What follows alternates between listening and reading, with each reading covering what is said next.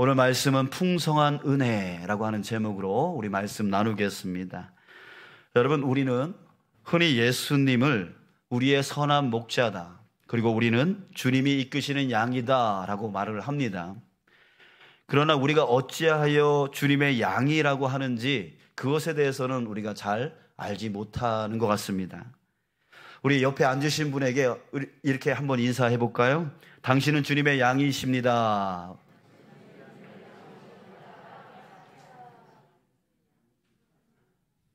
네, 여러분, 이 인사를 할 때에 여러분 어떤 마음이 드십니까?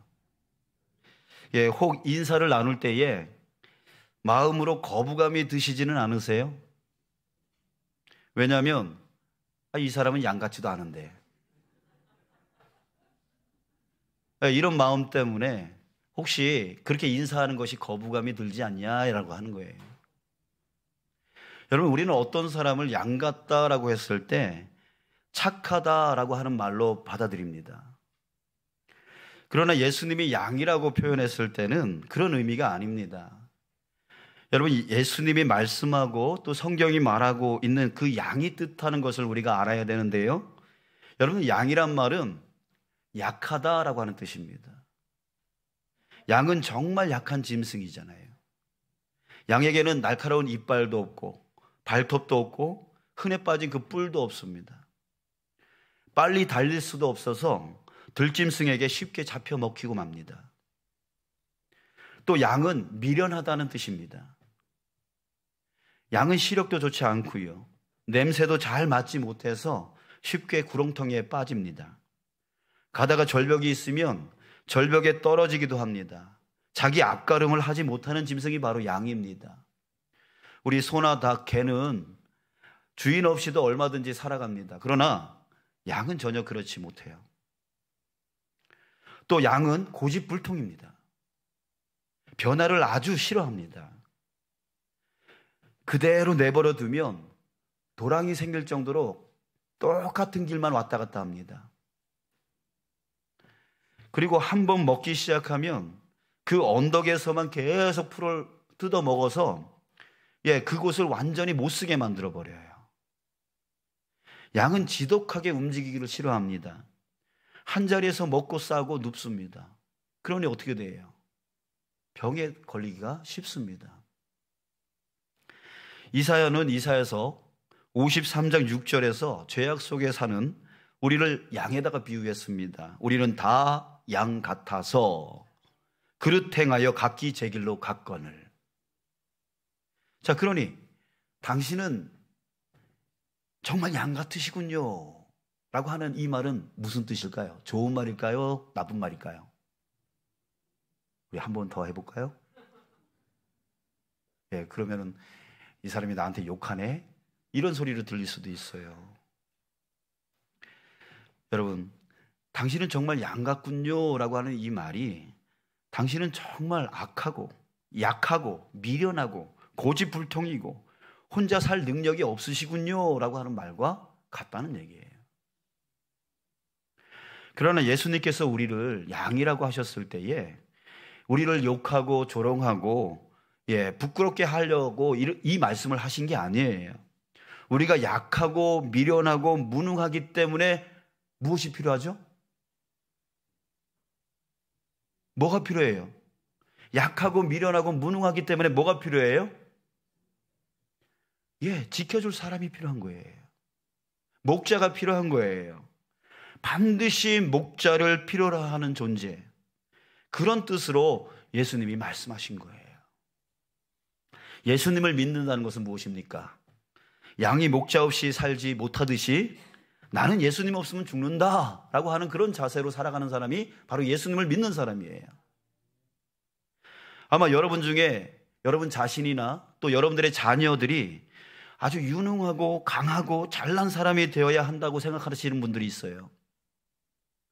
자, 그래서 그런 능력 있는, 그런 유능한, 그런 강한 그런 사람을 내 배우자로 삼기를 원하고 또 내 사위나 내 며느리로 삼기를 원합니다.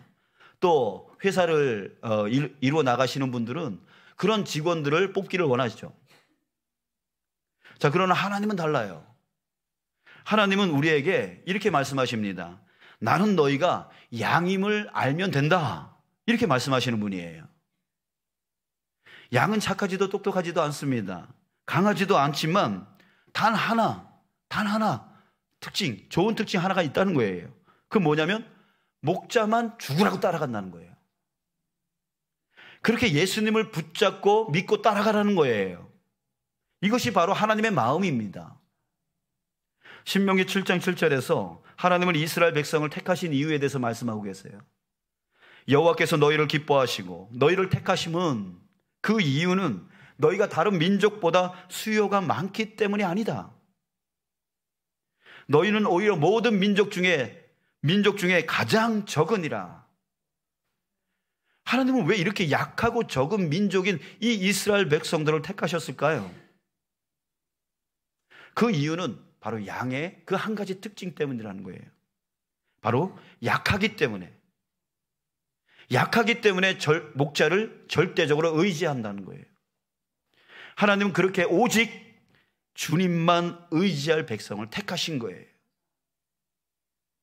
요한복음 21장에서 예수님은 자신을 3번이나 부인했던 그 베드로에게 다시 오시면서 베드로에게 이 말씀을 하셨어요. 그에게 한마디 책망을 하지 않으셨어요. 야, 너 왜 나를 부인했냐? 그동안 3년 동안 우리가 어떻게 먹고 어떻게 살았냐? 근데 너 왜 나를 부인했어? 라고 책망하지 않으셨다는 거예요. 3번이나 이런 말씀을 하셨어요. 네가 나를 사랑하느냐? 네가 나를 사랑하느냐? 네가 나를 사랑하느냐? 그리고 나서 하신 말씀이 내 양을 먹이라, 이 말씀만 하셨어요. 자, 예수님이 베드로에게 기대했던 것이 무엇이라는 거예요? 예수님은 베드로가 너무 약한 것, 죽을까 겁이 나서 예수님을 부인하기까지 했던 것, 그것에 대해서는 문제를 삼지 않았습니다. 왜 문제를 삼지 않았을까요? 원래 그러니까. 원래 약한 거니까. 여러분들 원래 약한 자입니다. 여러분들도 역시 마찬가지로 원래 약한 자들이에요. 그렇기 때문에 그 약한 것을 가지고 우리는 자꾸만 비난거리로 삼는데요, 그럴 필요가 없다는 거죠. 나도 약하고 그 사람도 약하고 결국은 우리가 서로 비난할 이유가 없다는 거예요. 예수님은 베드로의 그 약점을 갖고 비난하지 않으셨다는 거예요. 원래 그런 거니까. 원래 베드로는 약한 사람이니까. 그리고 앞으로 베드로가 이끌어가야 될 그런 많은 성도들이 있습니다. 그들 또한 약하다는 거예요. 그러게 예수님이 원하신 것은 베드로가 양이 목자를 따르듯이 항상 예수님만 의지하고 사랑하기를 기대했던 거예요. 그래서 물으신 거예요. 뭐라고? 네가 나 사랑하니? 네가 나 사랑하니? 네가 나 사랑하니? 이거를 확인하고 싶었던 거예요. 여러분, 이것이 바로 예수님이 우리에게 하시는 말씀입니다. 여러분, 우리가 뭔가 강해져야 되고, 뭔가 똑똑해져야 되고, 뭔가 능력이 있어야지만 하나님 나라에 도움이 될 수 있을 것이다, 이런 생각을 가질 때가 있는데 그게 아니에요. 아유, 저 쓸모없는 사람 왜 교회 나와가지고 이 문제를 일으키는 거야? 라고 하면서 그 사람의 능력 없음, 그 사람의 연약함, 그 사람의 부족함, 그 사람의 잘못됨, 이것을 우리가 자꾸만 따지려고 하는데 그게 아니에요. 주님이 원하시는 것은 무엇입니까? 네가 나 사랑하느냐? 네가 나 사랑하느냐? 이거라는 거예요.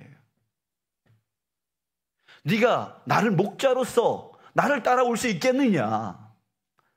나만 바라보며 살아갈 수 있겠느냐? 이거를 주님이 기대하시는 것이에요. 여러분, 자신이 약하고 무능하고 미련해서 좌절이 옵니까? 하나님께서는 그 점에 대해서 조금도 무엇이라 하지 않으십니다. 하나님이 원하시는 것은 바로 여러분들이 그런 존재이기 때문에 예수님을 전적으로 의지하는 것, 그걸 하나님이 원하시는 거예요. 나는 양인가? 나는 예수님의 양인가? 이런 생각을 한번 해봤습니다. 저는 어려서부터 예수님은 나의 목자요, 나는 주님의 기르시는 양이다 라고 하는 그런 설교를 많이 들어왔습니다. 여러분들도 많이 들으셨죠? 자, 그리고 우리 방금 전에 찬송 불렀듯이 주는 나를 기르시는 목자요, 이런 찬양도 우리 많이 불렀습니다. 그러나 예수님이 정말 나의 목자이고 나는 주님의 양인가 라고 하는 생각을 해볼 때 저는 그동안 그렇게 살아오지 못했던 것 같아요. 그러나 지금은 너무나 달라져 있는 나의 모습을 발견합니다. 무엇이냐면 저는 마음으로부터 예수님만 원하고 예수님 한 분이면 충분하고 예수님이 이끄시는 대로만 살고 싶다는 거예요. 예수님은 나의 구주이시고 나의 주님이십니다. 이제는 남들보다 공부를 더 잘하고 싶은 마음 없습니다. 남들보다 더 똑똑해지고 싶은 마음도 없어요. 또 남들보다 더 큰 교회로 가고 싶은, 갈 수 있는 능력도 없지만 가고 싶은 마음도 이제는 없어요. 주님만 잘 따라갔으면 좋겠다, 이 마음뿐입니다. 제가 요즘 가장 부러운 사람이 누군지 아십니까? 그건 뭐냐면 70세 아무 탈 없이 은퇴하신 목사님들이 가장 부럽습니다. 중도에 포기하지 않고, 중도에 탈락하지 않고, 중도에 넘어지지 않고 끝까지 그 사명을 감당하고 나아가시는, 그래서 은퇴하신 그 목사님들 보면 너무나 부러워요. 주님만 잘 따라갔으면 좋겠다. 이것이 바로 지금의 제 마음입니다. 여러분들 무엇입니까? 제가 이제 예수님의 양이 된 것이라는 거죠. 양이 자기 목자 외에는 의지하는 마음이 없듯이 저도 그렇게 된 것 같아요. 여러분, 예수님의 양은 예수님 한 분이면 충분합니다. 저는 예수님만 원합니다 라고 고백이 되는 사람이 바로 예수님의 양입니다. 이런 말을 들으면 아멘이라고 받아들일 수 있는 사람들이 바로 예수님의 양입니다. 듣고 계시는군요. 자, 그러나 어떤 사람에게는 이 말씀이 부담스럽고 짜증나고 답답할 수 있습니다. 왜냐하면 예수님의 양으로 사는 사람이 아니기 때문에, 아닌 사람에게는 지금 이 말이 답답하게 들릴 수 있는 거예요. 아직 예수님의 양이 아닌 것이죠. 진정한 의미에서 내가 예수님의 양이라고 하는 것에 대해서 마음의 결론이 아직 내려지지 않은 것이죠. 여러분, 예수님께서는 이 의미를 분명하게 하기 위해서 오늘 7절에서 이렇게 말씀하십니다. 나는 양의 문이라. 양의 문이라 라고 말씀을 하셨어요. 예수님이 왜 자신을 양의 문이라고 하셨을까요? 이 문이라는 것은 원래 뭐 하는 거예요? 들어가고 나가는 그 역할을 하는 거죠. 양은 그 문을 통과해서 우리 안에 들어가기도 하고 나오기도 한다는 거예요. 예수님께서 자신을 이 문에 비유하신 이유는 양인 그리스도인들은 이제 마음대로 살면 안 된다는 거예요. 마음대로 살면 안 돼요. 항상 어디로 들어가야 돼요? 문으로 들어가야 된다는 거예요. 또 어디로 나가야 돼요? 문으로 나가야 돼요. 그 문이 누구라는 얘기예요? 예수님. 그러니까 우리가 무엇을 하든 무엇을 결정하든 무엇을 선택하든 어떤 일을 하든 간에 항상 어디를 통과해야 된다는 거죠? 문을 통과해야 돼요. 그 문이 바로 예수님을 통과해서 그 일을 해야 된다는 거죠. 그래서 우리 그리스도인들은요, 어떤 일을 하든 예수님께 허가를 받고 해야 되는 거예요. 예수님이 가라 하면 가야 되는 거죠. 예수님이 멈추라 그러면 멈춰야 되는 것이에요. 그게 바로 예수님의 양, 바로 우리 그리스도인의 삶의 모습이 되어져야 된다는 거예요. 자, 여러분, 왜 우리가 예수님으로만 살아야 되고 왜 예수님께서 문이라 말씀하고 예수님을 통해서만 살아야 되는지 그것에 대해서 우리가 좀 더 알아야 됩니다. 왜 그럴까요? 그 이유는요, 이 세상에는 절도와 강도와 같은 누가? 마귀가 있다는 거예요. 만약 양을 지키고 보호해야 될 그 필요가 없다면 문이 굳이 있을 필요가 없어요. 그 우리는 그 양을 보호하는 울타리이죠. 거기에 문이 있잖아요. 문을 잠그면 들짐승이 못 들어와요. 굳이 그 들짐승들이 잡아먹지 않는다면 굳이 문을 만들어 놓을 필요가 없는 거죠. 자, 예수님께서 8절에서 절도와 강도에 대해서 말씀하셨고요. 그리고 10절에서 그들은 양을 도둑질하고 죽이고 멸망시키려 한다라고 말씀하십니다. 자, 이 말인즉 양은 예수님을 떠나서는 반드시 심각한 위기에 빠질 수밖에 없다, 이 말입니다. 여러분, 지금 알지 못하는 곳에서 마귀는 우리를 항상 노리고 있습니다. 많은 성도들이 이 사실을 믿지 않기 때문에 그 인생과 신앙에 있어서 도둑질 당하고 또 어처구니 없는 실패로 넘어집니다. 여러분들 주변을 한번 보세요. 전혀 뜻하지 않는 상황이 벌어져서 다툼이 일어나고 상처를 받습니다. 그래서 믿음이 흔들리고 급기야 믿음을 떠나기도 합니다. 전혀 그럴 것 같지 않은 관계에서 너무나 친밀해서 문제가 전혀 생길 것 같지 않은 그런 관계에서 문제가 일어나요. 또 전혀 어떤 사고가 일어날 것 같지 않은 그런 상황 가운데서 또 사고가 일어나요. 왜 그렇습니까? 이것이 바로 우리를 항상 노리고 있는 마귀가 있다라고 하는 늑대와 같은 그런 존재가 있다라고 하는 것의 증거인 거예요. 자, 사랑하는 성도 여러분, 우리는 얼마나 행복하게 살고 싶어 합니까? 저는 매일 새벽마다 그런 꿈을 꿉니다. 우리 주문진 교회가 정말 행복한 교회가 됐으면 좋겠다. 서로 사랑하고 서로 위로하고 서로 격려하고 서로 칭찬하고 서로 돌보고 저 사람이 아프면 나도 아픈 것처럼, 저 사람이 힘들면 나도 힘든 것처럼 하면서 나의 물질과 나의 시간과 나의 헌신을 함께 나눌 수 있는 그런 행복한 교회가 되면 얼마나 좋을까? 아멘을 안 하시는 거 보니까 저만 그러는 것 같아요. 여러분들도 원하시죠? 교회뿐만이 아니에요. 복된 가정을 꾸리고 싶고요, 자녀들을 훌륭하게 기르고 싶고요, 사업에 성공하여 명예로운 삶을 살고 싶고요, 은혜 충만한 이 신앙생활을 하고 싶은 것입니다. 그러나 우리의 현실은 대부분 실패와 좌절의 연속입니다. 절도와 강도가 있기 때문에 그래요. 우리 인생의 행복을 도둑질하고 우리를 영적으로 죽이고 완전한 멸망으로 이끌어가려고 하는 그 마귀의 역사가 우리 가운데 있기 때문에 우리 뜻대로 잘 안 되는 거예요. 여러분, 정신을 우리 똑바로 차려야 됩니다. 누가 이렇게 되기를 원하겠습니까? 우연히 그렇게 된 것이겠습니까? 아니에요. 마귀의 존재와 역사를 모르면 답이 안 나와요. 그러면서 많은 성도들이 마귀의 역사를 모르고 하나님도 무심하시지라고 하면서 하나님을 원망해요. 아니에요. 하나님은 절대 그런 분이 아니신 거예요.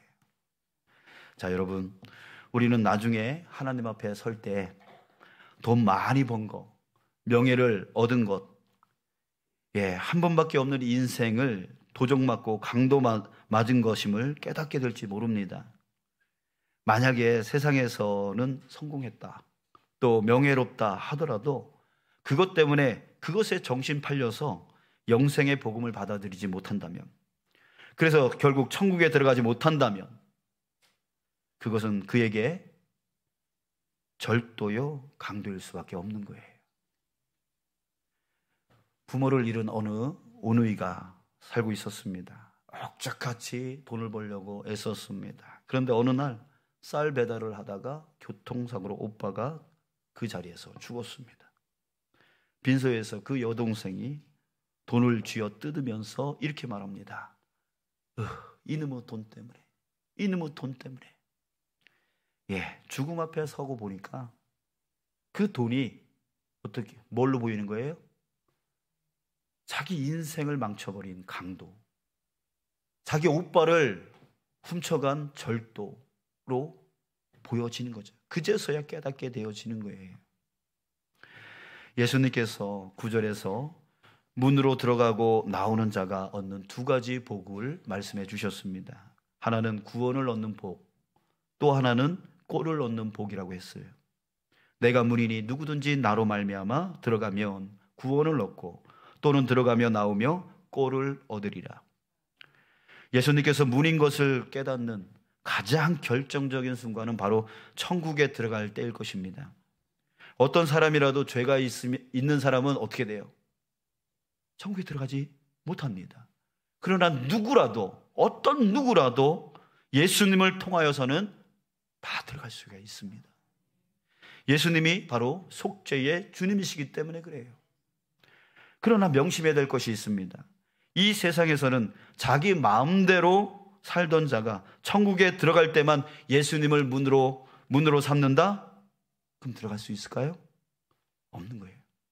예수님의 문으로 천국에 들어가는 자는 이 세상에서도 예수님을 문으로 삼아서 출입하는 그 삶을 살아야 된다는 거죠. 여러분, 늑대는 양을 잡아먹습니다. 그러나 늑대는 함부로 양에게 접근할 수가 없어요. 왜일까요? 목자가 있기 때문이죠. 그죠? 목자가 생명을 걸고 방어하기 때문에, 막아주기 때문에 그 양에게 늑대가 함부로 대들 수가 없는 거예요. 그러나 문으로 들어가지 않는 양은 어떻게 될까요? 그 문이신 예수님, 그 문을 통과해서 들어가지 않으면 어떻게 될까요? 늑대의 공격을 받게 될 수밖에 없는 거죠. 자, 그렇기 때문에 예수님을 믿었으면 이제 예수님으로 살아야 돼요. 자기 마음대로 살지 말아야 돼요. 그때부터 예수님을 믿는 사람이라고 말하는 거예요. 예수님을 문으로 삼아 사는 사람은 구원을 받을 뿐만 아니라 풍성한 꼴도 얻는다고 했어요. 10절 보면 내가 온 것은 양으로 생명을 얻게 하고 더 풍성히 얻게 하려는 것이라. 자, 성도의 인생이 성공하는 데는 문이 있습니다. 그 문이 누구여야 됩니까? 바로 예수님. 행복한 가정이 이루어지는데도 문이 있습니다. 그 문이 무엇입니까? 누굽니까? 예수님. 성공적인 기업을 꾸려나가는데도 문이 있습니다. 그 문이 누굽니까? 예수님. 목회에도 문이 있어요? 예수님. 교회에도 문이 있어요? 예수님. 성도 여러분, 이제부터 어떤 것을 하고 싶다면 그것에 대해서 반드시 누구의 허락을 받아야 되는 거예요. 바로 예수님. 예수님께서 열어주시면 나가는 거예요. 예수님께서 막으시면 그만두는 거예요. 내려놓는 거예요. 그렇게 살아야 되는 거예요. 방지일이라고 하는 목사님이 계세요. 2014년도에 103세의 나이로 소천하셨는데요. 이 방지일 목사님의 아버지가 먼저 예수님을 영접하셨어요. 이 방시문중의 종갓집 아들이 예수 믿는다라고 해서 온 문중인들이 다 모여가지고 이 방지일 목사님의 이 아버지를 잡아다가 때리고 막 협박하고 막 이러면서 예수를 버리라고 그렇게 했대요. 호적에서 파내겠다고 하면서 막 협박하면서 그렇게 했대요. 그런데 끝까지 예수를 믿겠다고 했답니다. 자, 그런데 그 아들이 매맞아 죽어가면서도 신앙을 지키는 것을 본 그 방지일 목사님의 그 아버지, 할아버지가 그걸 보고 야, 내가 예수 믿을란다 라고 하면서 온 가족을 데리고 그 문중에서 떠나버렸대요. 떠나서 저 산으로 올라가서 정말 그 산을 개간하면서 그렇게 살았답니다. 그런데 하나님께서 은혜를 베풀어 주셔서 그 농사가 그렇게 잘 되었다고 해요. 그렇게 살다가 전쟁이 나서 남쪽으로 내려왔는데 이 박 목사님을 포함해서 자녀들 중에 85명의 목사와 박사가 일어났답니다. 세워졌답니다. 정말 하나님의 그 풍성한 꼴, 풍성한 복을 받게 되어진 것이죠. 자, 성도 여러분, 우리는 철저히 양이 되어야 됩니다. 철저히 양이 된다는 뜻은 철저히 그 목자를 따라가야 된다는 거죠. 여러분들, 우리 삶 속에 주님의 이 복된 말씀이 우리의 삶에 나타나지 않는 이유가 무엇입니까? 분명히 주님께서는 이 생명과 더 풍성한 것을 우리에게 채워주시겠다라고 말씀하셨습니다. 먼저 그의 나라와 그의 의의를 구하라. 그리하면 이 모든 것을 너에게 더하시리라고 우리에게 말씀해 주셨습니다. 근데 우리 속에, 우리의 삶 가운데 그게 나타나야 되잖아요. 예수님이 거짓말 하신 것일까요? 예수님이 가짜였을까요? 아니라는 거예요. 양이 목자를 철저하게 따라가야 되는 것처럼 우리 그리스도인들이 예수님을 철저하게 따라갈 때, 무엇을 결정하고 무엇을 선택하고 무엇을 행하여 나갈 때마다 그 문이신 예수님을 통과하여 예수님 할까요? 예수님 말까요? 항상 들어가나 나가나 그 문을 통과해야 되는 것처럼 우리가 무엇을 결정하고 선택하고 나갈 때에 내 욕심, 내 지식, 내 지혜, 내 능력, 그것에 의지하는 것이 아니라 예수님께 할까요 말까요 주님께 맡기고, 주님께 결정권을 내어 맡기고, 주님이 가라 하면 가고 말라 하면 마는 그런 삶을 살아갈 때에 우리 방진일 목사님 그 아버지가 그렇게 살아갔던 것처럼 바로 우리가 그렇게 살아갈 때에 바로 먼저 그의 나라와 그의 의를 구하라. 그리하면 이 모든 복을 너에게 더하시리라 라고 하는 주님의 말씀이 우리의 삶 가운데 나타나게 되어질 줄 믿습니다. 여러분, 양의 자세란 우리가 미련하고 약하고 고집쟁이라는 것을 인정하는 것입니다. 얼마나 고집쟁입니까? 얼마나 미련합니까? 얼마나 약합니까? 말 한마디만 들어도 픽픽 쓰러지지 않습니까? 넘어지지 않습니까? 그걸 인정하라고요. 인정하십시오. 여러분들은 약한 신분이에요. 부족한 분들이에요. 미련한 분들이에요. 고집쟁이들이에요. 그리고 옆에 있는 사람도 우리 인정해 줍시다. 여러분들 옆에 있는 남편, 여러분들 옆에 있는 아내, 여러분들의 자녀, 여러분들의 부모, 여러분들의 옆에 앉아있는 성도, 그들도 좀 인정해 줍시다. 어떻게 인정할까요? 약하고 부족하고 미련하고 고집불통인 것을 그냥 인정해요. 아멘을 안 하시네. 인정하라고요. 그 약함을 보고 비난거리로 만들지 말고, 저 사람 왜 저래 이러지 말고, 그 사람은 원래 그래, 그러니 내가 도와줘야 돼, 이 마음이 나가잖아요. 저 사람 왜 저래 라고 하면 그 사람을 돕지를 못해요. 사랑이 나가지를 못해요. 나를 먼저 내가 양인 것을, 부족한 양인 것을 인정하시고, 또 옆 사람을 부족한 양인 걸 인정하고, 그리고 나서 나의 계획, 나의 지혜, 나의 고집을 내려놓고, 그리고 매 순간 목자의 인도하심을 받아서 살아가는 존재, 그런 자가 바로 누구다? 나다. 아멘. 이것이 바로 양의 자세입니다. 양의 자세예요. 여러분, 양은 걱정 근심이 없습니다. 양은 탄식이나 좌절도 하지 않습니다. 왜요? 목자가 있기 때문에. 그 삶을 살아간 사람이 바로 다윗이잖아요. 여호와는 나의 목자시니 내게 부족함이 없으리로다. 그가 나를 푸른 풀밭에 누이시며 쉴 만한 물가로 인도하시는도다.